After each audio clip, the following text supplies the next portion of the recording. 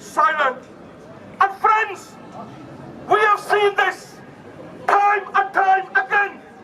Instead of taking action, the international community, those who we look to safeguard human rights and protect those in need, remain shamelessly silent in their condemnation of such human rights abuses and refuse to enforce UN Security Council resolutions.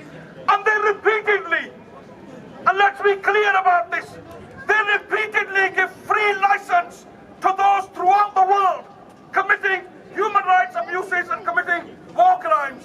So as we relaunch Stop the War campaign in Bradford today, we make it clear that we will never be silent, and we call on the UK government and the international community to wake up, to immediately recognize the state of Palestine, to give the sons and daughters of Kashmir their birthright to self-determination, to end the brutal genocide against the Rohingya and allow them to return to their rightful homeland.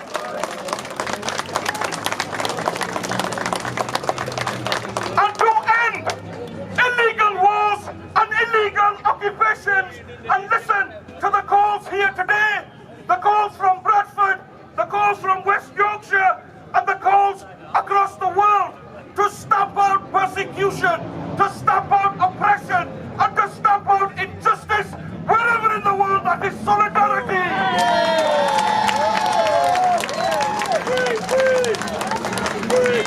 Palestine, Palestine, from the river to the sea, from the river to the sea, Palestine will be free! from the river to the sea. Palestine will be free! Ladies and gentlemen, the moment you've been waiting for. Yes. Can I make a quick announcement before? We've got hundreds of boxes of food for you, good ladies and gentlemen. And I don't see anybody munching while you're listening. So please do come forward to the front and take boxes of food, take one, take two. Please make a donation. We've got a lot of money to pay for things we've Tell them what we've got. And personnel. And we have, what's that? We've got some rice. Yeah, we have rice, biryani, chicken biryani. Who likes chicken biryani? Put your hand up. Yeah. Who likes vegetable biryani? Put your hand up. Who likes samosas and chaats and kebabs? Well, they're all over there. And they're only £1 or £2 a box if you wish to donate. So please do. There'll be a great value. Otherwise, we've got hundreds of boxes which will have to be given away. So please do make use of them. And we thank our sponsors, Aziz Catering, Mangla Catering, Bismillah Catering, and the fourth one, Mangla Catering. Thank you very much. Ladies and gentlemen, I'm gonna ask our chief guest speaker to come to the stage and address you in his own inimitable way. A man who has stood up for justice, not just in the last few years, but throughout his whole life. He's always stood for justice, peace and equality. He has always been against racism, whatever type it may manifest itself, whether it's Islamophobia, whether it's anti-Semitism, whether it's discrimination of any kind. It's not a secret. This man has a lifetime's record in the public that he is one of us. Ladies and gentlemen, he has been suspended from the Labour Party for speaking those words that we all feel, but he has suffered the consequences. I invite my friends here in Bradford and wherever else in this country my voice may reach. Let's support this man, otherwise we will never have another man who will stand up for us and suffer the consequences. It's now or forever lose people like Mr. Corbyn.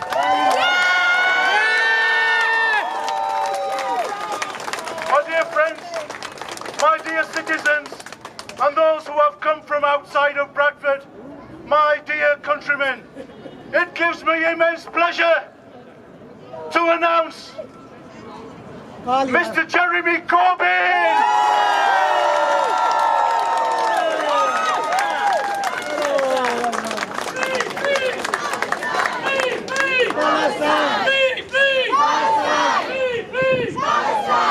Free!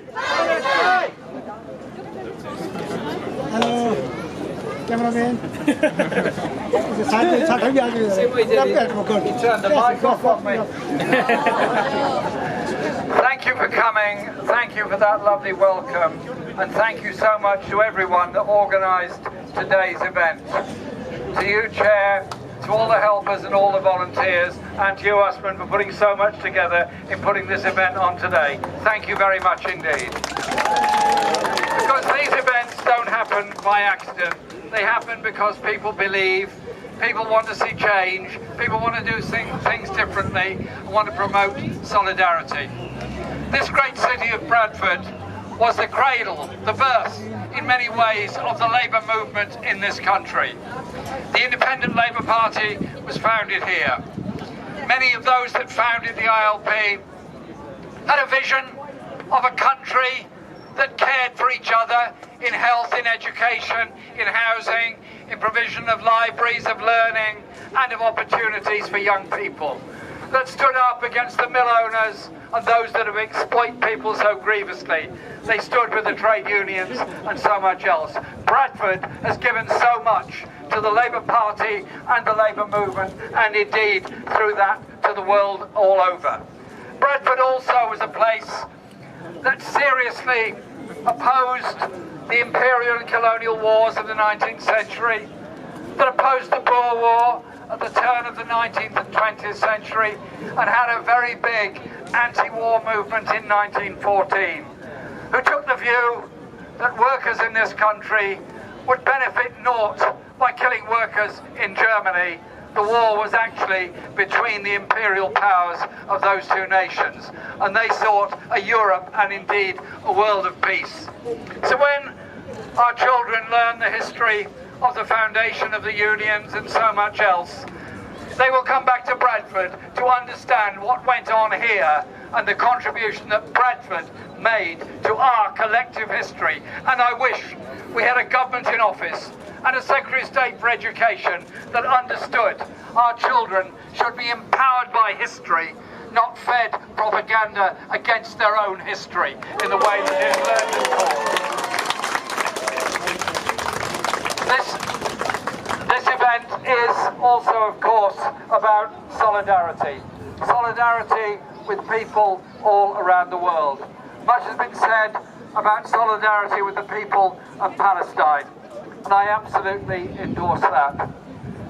My stomach turns when I see F-16 jets bombing homes in Gaza, homes also on the West Bank being destroyed by those who believe that settlers have a right to take over the West Bank. I want to see peace.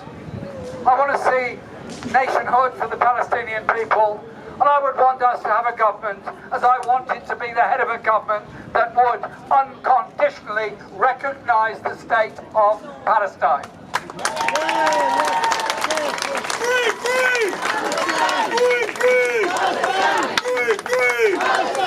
And so our solidarity with the people of Palestine, and as Richard and others pointed out, recognise that there are many people in Israel who would agree with what we're saying, in Bethlehem and the human rights groups that also support the rights of the Palestinian people. If you want peace anywhere, you have to have the rights that go with it, the legal protections that go with it, and that right to your own representation. So our solidarity with the people of Palestine is expressed here today, as indeed is our solidarity with the people of Kashmir. Kashmir, in 1948, it was not included into the state of India. It was declared by the United Nations, where it was referred to by Nehru, that should be a place of a referendum for the people of Kashmir to decide their own future. It is not a bilateral issue between India and Pakistan. It is a human rights issue for the people of Kashmir, and that we have to recognise. as indeed on the many other issues around the world that have been spoken of today. Internationalism is something we have to practice at home as well as practice abroad. And reference was made to the Rohingya people that have been driven out of Myanmar into refugee camps in Bangladesh, at Cox's Bazar. 1 million people in one refugee camp. I hope they get the right to go home. I hope they get the right to go back to Rakhine State. And I hope the Myanmar of the future is a democracy where all languages, all ethnicities and all faiths will be recognised and respected. Not tolerated, respected. There's quite a big difference between those words. But in the meantime, it looks awfully like a long-term refugee camp, sadly not unlike the refugee camps the Palestinian people were forced into in 1948. So our solidarity must be with them and with brave people in Myanmar fighting back against the military dictatorship. And a couple of nights ago I was on a conference with trade union activists in Myanmar who are standing up for workers' rights and for jobs and for the functioning of the economy and for the diversity of their country. Just because the mainstream media decide that Myanmar is no longer of any interest, it is an interest to all of us. We have to keep up that pressure and keep up those demands. When we founded the Stop the War Coalition 20 years ago, I never thought 20 years on we'd still be meeting and still be campaigning against injustice and wars. I did not believe it would go on so long. But I have to pay huge tribute to those that founded the Stop the War Coalition. To Salma, to Chris, to Lindsay, to John, to Tarek, to Andrew Murray and so many others that were there from the very beginning in 2001 and are still there doing it today. And on September the 18th, the Stop the War Coalition will be holding a big rally in central London in order to commemorate 20 years on, but redouble our efforts to stop the wars of tomorrow. We were not founded, as some people think, to oppose the war in Iraq.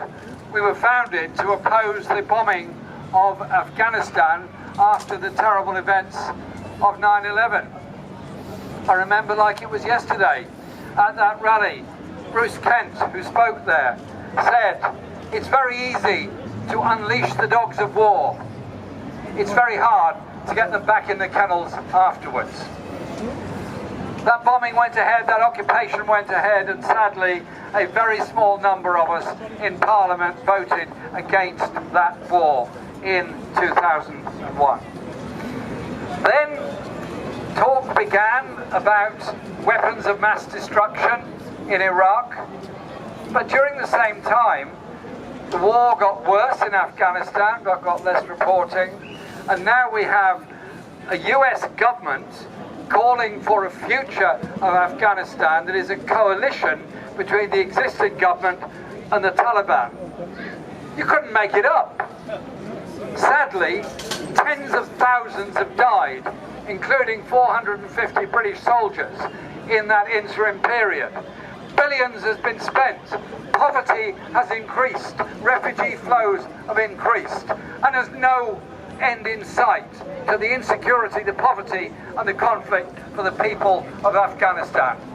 So I say to any putative or future politician, when you sit on the green benches in Parliament and somebody urges you to go to war, it's not their children they're sending to war. It's not their children that are going to be bombed. It is somebody else's and somebody else's. It's easy to wrap yourself in the flag in that moment of glory. But think of the consequences 10, 20 and 30 years on, when the poverty and the refugees still continue. That is the price of war. Yes! And as I was saying, during that period, we then had talk of weapons of mass destruction in Iraq. Now, just a word of health warning here. In the 1990s, I tabled motions in Parliament to end the arms trade with Iraq, to stop arming Saddam Hussein and Iraq. And I was told by various people, steady on, you're upsetting the British arms trade, can you kindly shut up about this? Iraq is a very important market for us. I didn't shut up, I carried on doing that. And as the claims of weapons of mass destruction grew ever more bizarre, we campaigned against that war. We campaigned as strongly as we could against that war. More than 1 million, maybe 2 million people were in London that day on September the 15th, 2003. And sadly, I can remember my own speech like it was yesterday. I said, the war of today will beget the wars of tomorrow, the refugee flows of tomorrow, the terrorism of tomorrow, the poverty of tomorrow. And what has happened in refugee camps all over the region, all over the Middle East, with that rush to war at that time. And so, think very carefully about the consequences of wars and going to war. We went on, we bombed Libya and killed a very large number of people, and what did we create? A functioning democracy or a civil war in that country. We bombed in Syria, and I'm not here to defend any particular side in Syria. Instead of seeking a way forward that speaks for all of the people of Syria, we took part in bombardment instead. There has to be a different and a better way of resolving conflicts in the world than the wealthiest and most powerful in the world buying arms from the biggest and most powerful countries in the world in order always to bomb the poorest and most desperate people who years later are trying to eke out an existence in refugee camps all over the world. Surely to goodness, we need a foreign policy that doesn't talk in grandiose terms about world leadership, about aircraft carriers going around the world, about a Cold War with China or a Cold War with Russia, or a Cold War or a hot war with anybody else. Real security isn't the ability to kill others. Real security is the ability to know you've got food, you've got schools, you've got hospitals, you've got clean air, you've got clean water, and you've got a secure future for your children in a society where you're free to speak. That is what real security is about. And before anybody calls me unpatriotic for this, I would simply say my view on patriotism is that yes, I'm very patriotic for all of the people of this country. That's why I want them to have a free and fully functioning health service, a free and fully functioning education service, an end to the necessity of food banks, an end to rough sleeping, an end to poverty, a decent pay and decent wage for all. These are surely the issues of social justice that we have to put forward. And so, we campaign. The organisation that I founded after I stepped down from being leader of the Labour Party, the Project for Justice and Peace, is organising on all these issues. Organising on all these issues to mobilise people and to give people voice.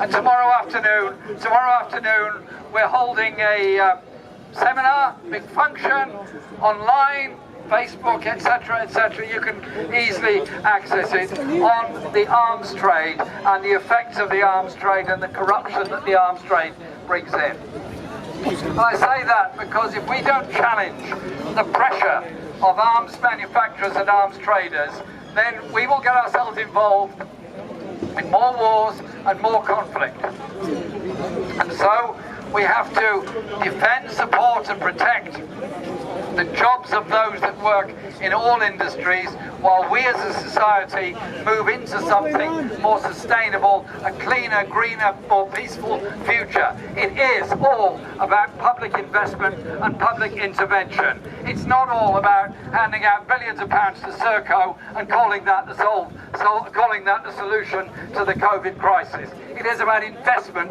in the needs of our people. The points I want to conclude on are quite simply this.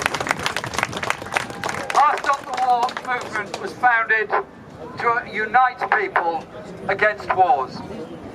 We united millions on that day 18 years ago. We can unite people still on all these issues. Look at those that turned out in support of peace in the Middle East and in Palestine. But we unite people by not allowing ourselves to be divided. The right and the racists in our society will always seek to divide us. Look at the gruesome history of mid-20th century Europe. The way a small, ultra-right, crazy, apparently insignificant organisation called the Nazi Party in Germany was founded and started to grow on the basis of attacking the Jewish community. They promoted and fed on anti-Semitism. That ended up with the Holocaust and the gas chambers and the genocide against the Jewish people. That is where racism leads